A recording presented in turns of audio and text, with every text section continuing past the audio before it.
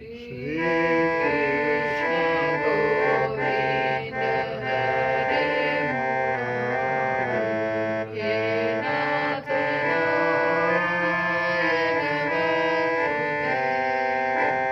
श्री कृष्ण गोविंद हरे मुरारी, हे नाथ नारायण वासुदेव।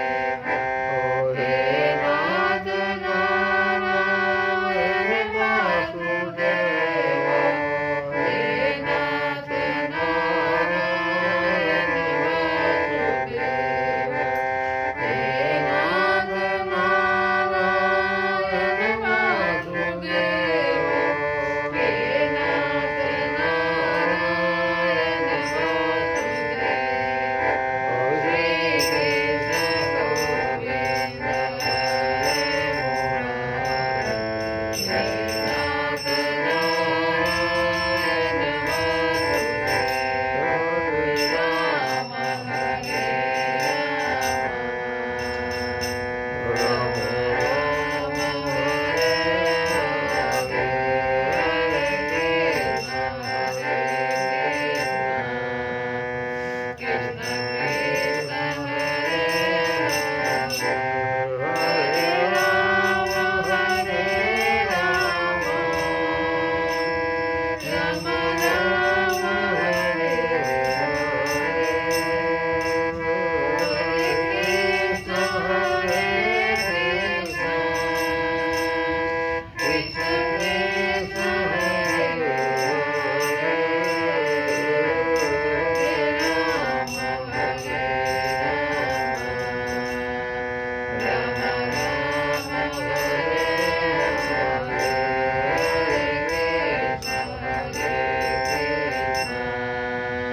राम, राम राम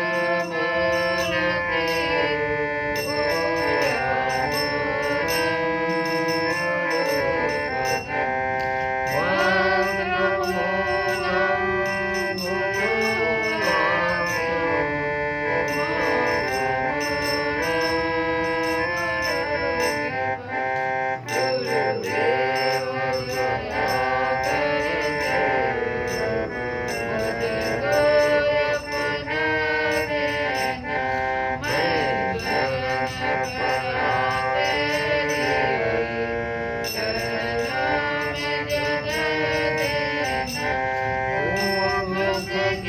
कृष्ण हरे कृष्ण, कृष्ण कृष्ण हरे हरे।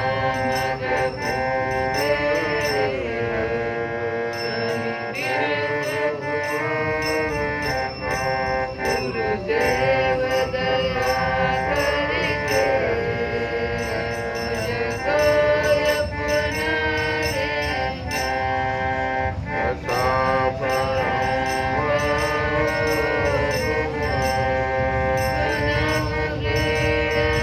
राम, राम लखन सिया जानकी, सदा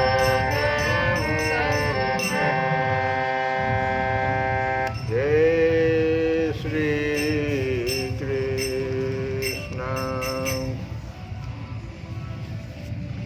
हम लोग गीता से सुन रहे हैं कि अर्जुन जो है वह युद्ध नहीं करना चाह रहा है और वह विषाद में चला गया है। कुछ भी निर्णय लेने के पक्ष में अब नहीं है। वो कह रहा है कि हे जनार्दन, धृतराष्ट्र के पुत्रों को मारकर हमें क्या प्रसन्नता हो। निहत्य धार्तराष्ट्रान्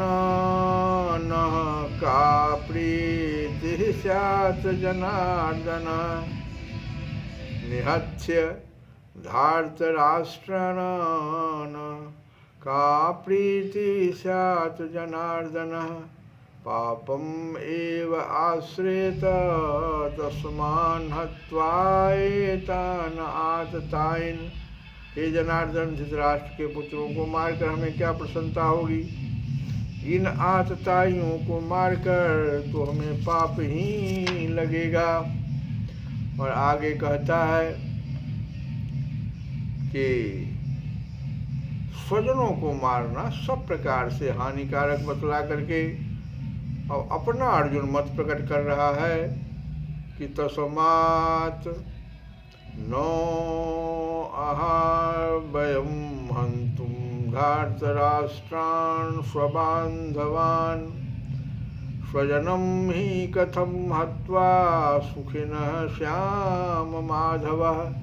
अतएव हे माधव, अपने ही बांधव धृतराष्ट्र के पुत्रों को मारने के लिए हम योग्य नहीं हैं, क्योंकि अपने ही कुटुंब को मारकर हम कैसे सुखी होंगे।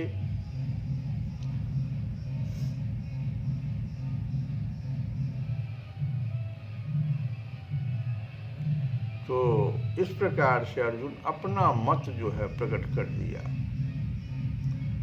कुटुंब को मारकर हमें इस लोक या परलोक में किसी तरह का भी कोई सुख मिले, ऐसी जरा भी संभावना नहीं है। अतएव मैं युद्ध नहीं करना चाहता। अब है क्या कि अर्जुन जो कह रहा है क्या वह सही है? अर्जुन सुख चाहता है, लेकिन शर्त है, सुख वो चाहता है लेकिन शर्त लगा दिया है। और यह प्रत्येक मनुष्य के जीवन में ऐसा हम देख रहे हैं। सुख चाहता है लेकिन शर्त है कि अपनों को मारकर नहीं, बिना मारे ही सुख मिल जाए, एक शर्त लगा दिया।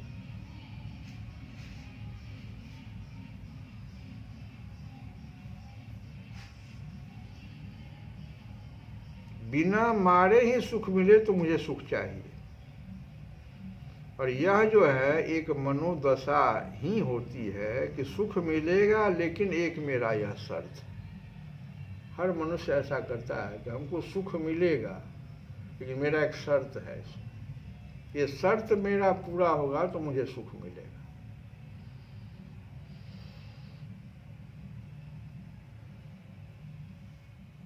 शर्त पूरा होगा तभी सुख मिलेगा, लेकिन उसे यह मालूम नहीं कि जगत में सुख है ही नहीं। और ये जो अर्जुन की मनोदशा है, ये हम सबके भीतर की मनोदशा है। हम लोग भी क्या करते हैं, एक कदम अध्यात्म की तरफ बढ़ाते हैं, परमात्मा की तरफ, और तुरंत फिर एक कदम पीछे संसार की ओर चलने लगते हैं। ये क्या है? ये अपने से स्वविरोध ही तो है। यह चित्त की एक दशा है, यही विषाद पैदा करता है। एक कदम आगे बढ़ा देते हैं, युद्ध हम करेंगे, भगवान से सहायता मांगने के लिए भी चला गया, युद्ध के मैदान में आ गया। अब वो कहता है कि हम युद्ध नहीं करेंगे, हमें ऐसा सुख नहीं चाहिए। तो कैसा सुख चाहिए? तो अपनों को नहीं मारने वाला सुख, बिना मारे हुए जो सुख मिलेगा।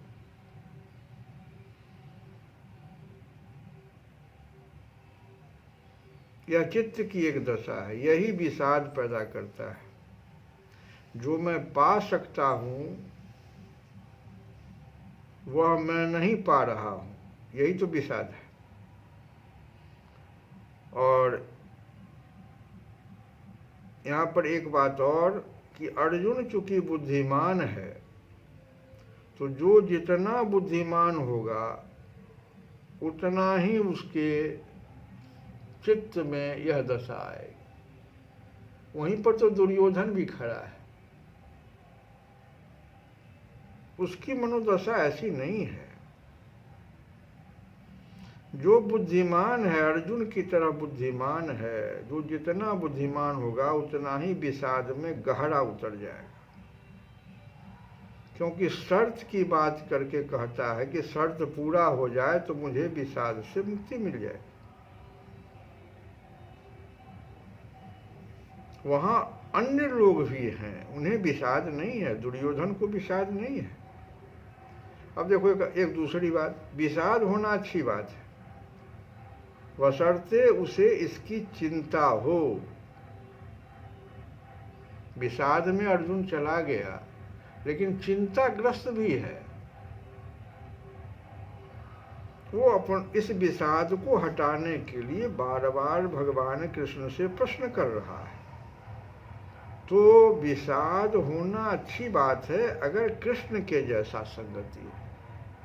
ये दूसरा सूत्र है।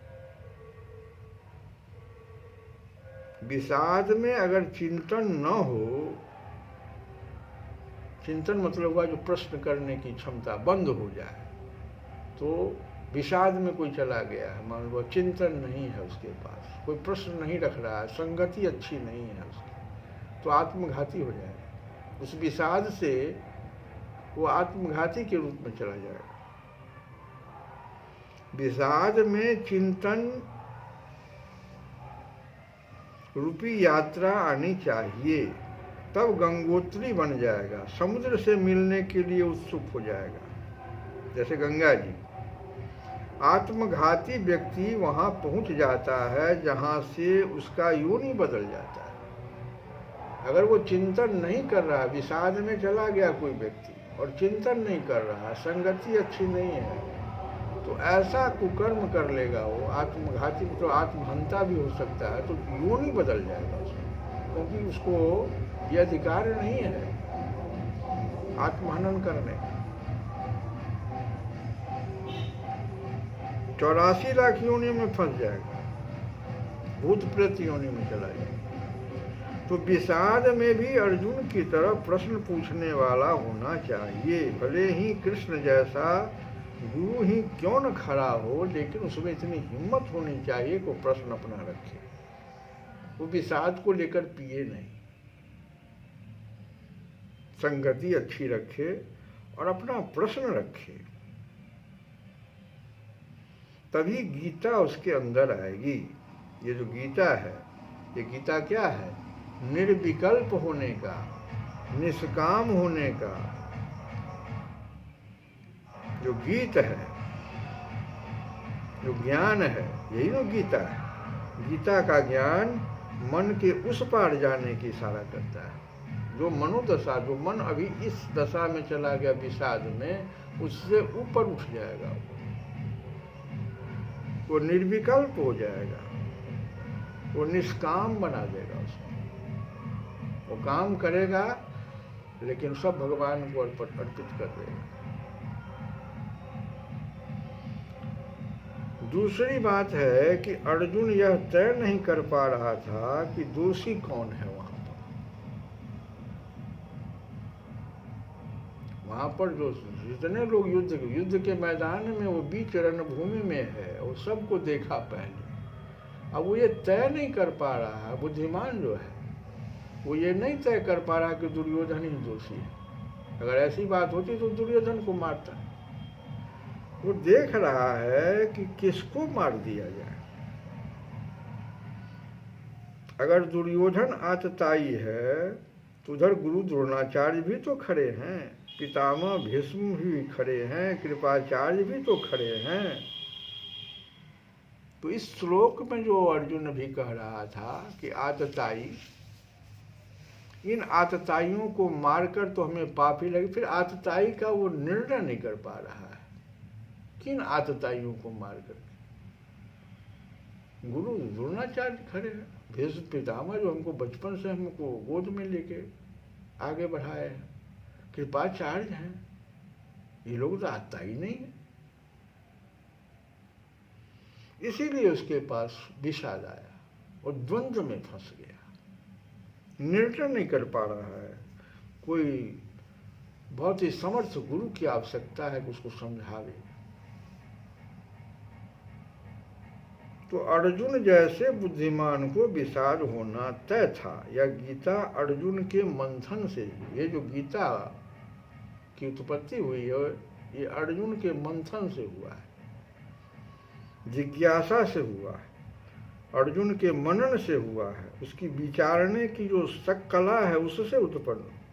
इसलिए महाभारत तो कथा बनकर रह गई। हो तो रहा था वहाँ महाभारत, ध्यान दो, लेकिन महाभारत की आज भी जो हम महाभारत को याद करते हैं गीता के कारण याद करते हैं। वहाँ जो गीता उत्पन्न हो गया इस युद्ध के भूमि में, इसलिए महाभारत तो कथा बनकर रह गई, लेकिन गीता आज भी प्रासंगिक है। महाभारत एक घटना बनकर रह गई, लेकिन आज महाभारत गीता के कारण महत्वपूर्ण घटना बन गई, क्योंकि एक विचार की, आत्मज्ञान की ये गीता जनक बन गई। तो हम लोग आज समझे इस बात को कि अर्जुन का जो विषाद है वो बड़ा पॉजिटिव दिशा में जा रहा है, मानव के कल्याण के लिए विषाद हुआ है। और इसीलिए कहता है अर्जुन की ताहि ते आयो शरण सवेरे। हे नाथ, केवल तुम्हारा ही भरोसा है, इसी कारण से मैं पहले से ही तुम्हारी शरण में आ गया हूँ। ज्ञान विराग भगति साधन कछु, सपन हूँ नाथ न मेरे। ताहि ते आयो शरण सवेरे। हे नाथ, केवल तुम्हारा ही भरोसा है, इसी कारण से मैं पहले से ही तुम्हारी शरण में आ गया हूँ। ज्ञान वैराग्य भक्ति आदि साधन तो मेरे पास स्वप्न में भी नहीं है, जिनके बल से मैं संसार सागर से पार हो जाता। लोभ मोह मद काम क्रोध रिपु, फिरत रहनी जिनि घेरे। अति नहीं मिले मन भयो कुपथरत, फिरै तिहारहि फेरे। ताहि ते आयो शरण सवेरे। मुझे तो लोभ, अज्ञान, घमंड, काम और क्रोध रूपी शत्रु ही रात दिन घेरे रहते हैं। ये क्षण भर भी मेरा पिंड नहीं छोड़ते। इन सब के साथ मिलकर यह मन भी कुमार्गी हो गया है। अब यह तुम्हारे ही फेरने से फिरेगा। श्री कृष्ण गोविंद हरे मुरारे। हे नाथ नारायण वासुदेव।